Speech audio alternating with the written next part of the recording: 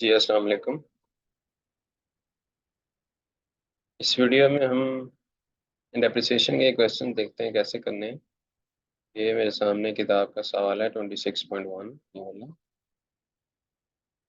इस क्वेश्चन में एक एसेट बाय किया गया है नोटबुक पीसी 600 पाउंड्स का और उसकी लाइफ गिवन है 4 इयर्स। उसके साथ उसकी स्क्रैप वैल्यू भी गिवन है 200। इसका मतलब ये है कि एसेट को 2600 का बाय करने के बाद 4 इयर्स इस्तेमाल करेंगे और उस 4 ईयर इस्तेमाल करने के बाद उसको 200 में सेल करेंगे। So, यहाँ पर इन्होंने हमें पूछा है कि आपने दोनों ही डेप्रिसिएशन के मेथड यूज करने हैं और डेप्रिसिएशन कैलकुलेट करनी है। जैसा कि आप यहाँ पे देखें, you are required to calculate the depreciation using both methods. ठीक, दोनों मेथड से यूज करने और आखिरी लाइन में उसने हमें ये भी बता दिया है, assume that 45% per annum is to be used for the reducing balance method. वो जो हमारा रिड्यूसिंग बैलेंस मेथड है उसके लिए जो हमने परसेंटेज यूज करनी है वो 45%। आप देखते हैं इसको यहाँ पे कैलकुलेट करते हैं। हमारे पास 4 इयर्स हैं टोटल, जीरो से स्टार्ट करेंगे। जब भी आपने डेप्रिसिएशन का टेबल बनाना है तो ये 4 कॉलम आपने बनाने हैं। Number 1 years, depreciation, cumulated depreciation and book value. यहाँ पे आप नंबर ऑफ ईयर्स लिखेंगे जो भी आपके एसेट की एस्टिमेटेड यूजफुल लाइफ है।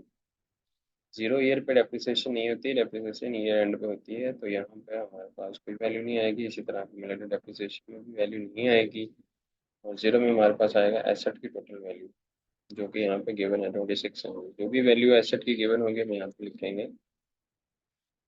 देन हमने ये देखना है कि ये जो हमारे पास 4 साल है 1, 2, 3 एंड 4, हर साल जो है वो स्ट्रेट लाइन मेथड के तहत क्या आती है डेप्रिसिएशन की वैल्यू। स्ट्रेट लाइन, जब भी स्ट्रेट लाइन मेथड से करेंगे तो हर साल डेप्रिसिएशन की जो वैल्यू है वो सेम होगी। कैसे कैलकुलेट होगी, एसेट की वैल्यू में से हम स्क्रैप वैल्यू माइनस करेंगे। वैल्यू कॉस्ट लिख लेते हैं, कॉस्ट माइनस स्क्रैप वैल्यू। तो हमारे पास जो वैल्यू आएगी वो क्या होगी, डेप्रिसिएशन वैल्यू।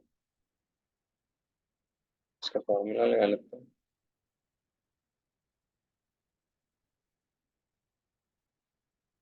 2600 में से 200 माइनस करेंगे तो हमारे पास बचेगा 2400। तो ये हम करेंगे क्या, इनको 4 सालों पर डिवाइड करेंगे। क्यों, क्योंकि हमारी लाइफ जो है वो 4 साल है।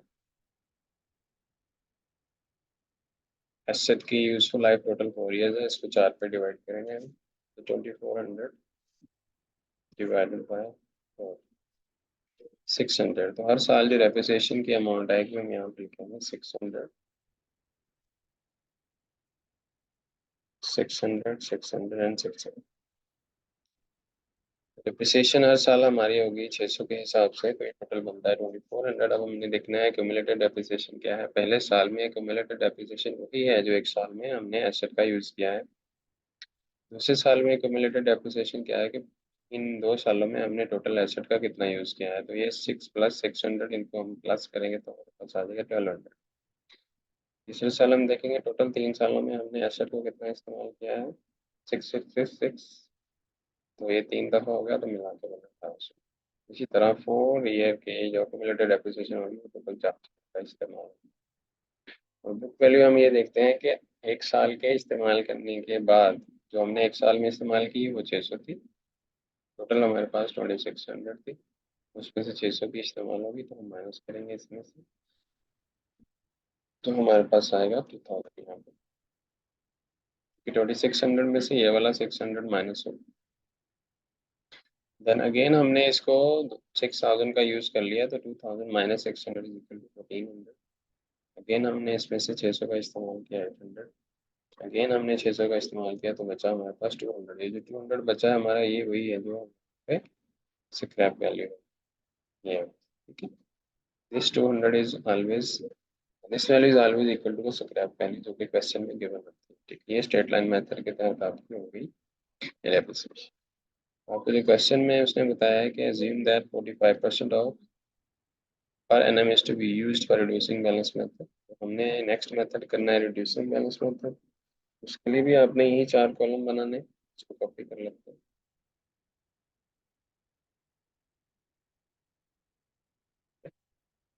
इसमें हर साल डेप्रिसिएशन जो होती है वो चेंज होती है।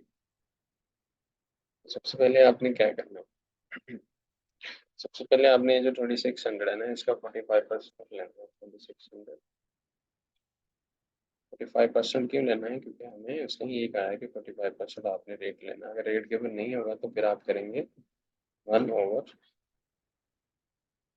नंबर ऑफ ईयर्स, 1/ईयर्स करेंगे, तो फिर जो भी रेट आएगा उसको हम 2 से मल्टीप्लाई करके इस्तेमाल करेंगे। लेकिन यहाँ पे हम ऐसा नहीं कर रहे फिलहाल। हमें चूंकि रेट गिवन है, सो 2600 का हम लेंगे 45%, 0. दोनों को मल्टीप्लाई कर देंगे।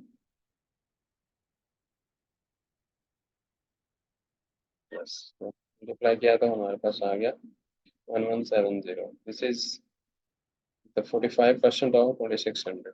ठीक हो गया, तो ये हमारे पहले साल की डेप्रिसिएशन है 1100। अब ये जो 1170 है, यही हमारी क्यूमुलेटेड डेप्रिसिएशन भी है, क्योंकि हमने एक साल में इसको इतना इस्तेमाल किया। और एक साल इस्तेमाल करने के बाद बुक वैल्यू क्या बची, बुक वैल्यू बचेगी 2600 में से हम इसको माइनस करेंगे। तो हम इसको कर करते हैं माइनस। 2600 में से 1170 हमने इस्तेमाल कर लिए, तो जो वैल्यू बची है वो 1430। 1400 जो 30 है, इसका भी हमने लेना है 45%। ये जो बुक वैल्यू बची है वापस, अब इसका 45% लेंगे, क्योंकि रिड्यूसिंग बैलेंस मेथड है। तो इसी फार्मूला को नीचे ग्रैब करते हैं, तो हमारे पास आएगा 1430 का 40% लिया तो 643। तो हम इसको यहाँ पे यूज कर लेते हैं, इसी को इक्वल टू 643.5। क्यूमुलेटेड डेप्रिसिएशन क्या है, इन दोनों का सम हम यहाँ पे करेंगे, दिस प्लस दिस। और बुक वैल्यू क्या है, 1430 में से ये जो हमने यूज कर लिया है ये माइनस करते हैं। सो 1430 में से जो हमने इस साल इस्तेमाल किया उसको माइनस करेंगे, तो 786 हमारे पास बुक वैल्यू में बचेगा। अब हमने 786 का 45% लेना, वो आता है 353.9 है। इसको राउंड कर लेते हैं। तो क्या करना है, इसी को यहाँ पे लिख लेते हैं। क्यूमुलेटेड डेप्रिसिएशन है इन तीनों का सम।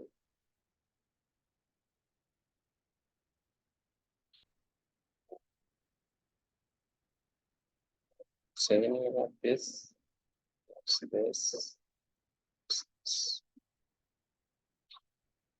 ये एक्यूमुलेटेड डेप्रिसिएशन आ गई, यानी कि टोटल 3 सालों में हमने कितना इस्तेमाल किया। बुक वैल्यू क्या आएगी, 786 में से अब हमने जो इस साल इस्तेमाल किया वो 3500 है। तो इसको माइनस करेंगे हम, तो हमारे पास अगली बुक वैल्यू आ जाएगी 786.5 minus 353 equal to 432। This is our next book value. अब हमने इसका 45% लेना, वो आता है बस 194। सो ये हमने यहाँ पे लिख दिया। अब हमने इन चारों को प्लस किया, तो हमने देखा जी इस,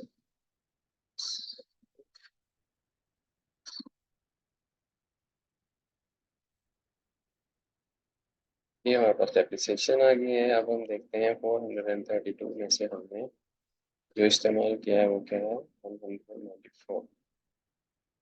ये हम इसमें से माइनस कर देंगे, तो हमारे पास रिमेनिंग बुक वैल्यू आ जाएगी। इसमें से 432 में से माइनस करेंगे 194। जो बुक वैल्यू हमारे पास बची है 237। Book value, sorry, scrap value बची है ना। अब ये वैल्यू वो है जो हम 4 साल इस्तेमाल करने के बाद हमारे पास बचेगी। ये यहाँ पे 200 है और यहाँ पे 237, इसलिए है कि ये जो बुक वैल्यू है ये एस्टिमेटेड है। ठीक है, और ये कैलकुलेट जब हम करेंगे तो फिर ये वाली आ जाएगी। So these are the two methods, straight line and reducing balance. यहाँ पे मैं लिख देता हूँ रिड्यूसिंग बैलेंस बस।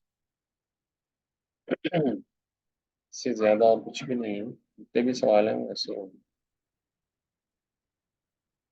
स्टेप 1।